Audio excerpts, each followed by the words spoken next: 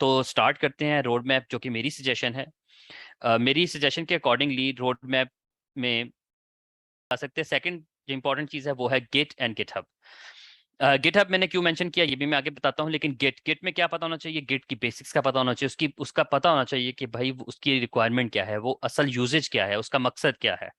तो उसके बाद हम आगे चलते हैं कि गिट की कमांड्स इसलिए जरूरी है कि गिट सीएलआई का जब आपको आइडिया होगा कि गिट में आपने किसी रिपोजिटरी को क्लोन करना है तो आप कैसे कर सकते हैं, आपने कोई अपना डेटा पुश करना है तो कैसे कर सकते हैं, पुल करना है तो कैसे कर सकते हैं, उसके अलावा आपने मर्ज करनी चेंजेस तो कैसे कर सकते हैं। तो बहुत सारी कमांड्स है, दीज आर द कॉमन जो कमांड्स मैंने यहाँ पे मेंशन की हैं।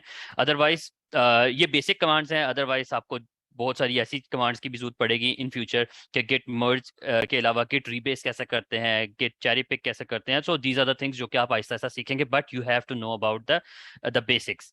उसके बाद गिट हब का अकाउंट में रिपोजिटरीज कैसे क्रिएट होती है। It's not just about the GitHub, जो कि मैंने बात की थी कि मैं सिर्फ गिट हब को इसलिए मेंशन कर रहा हूँ जस्ट फॉर एन एग्जांपल।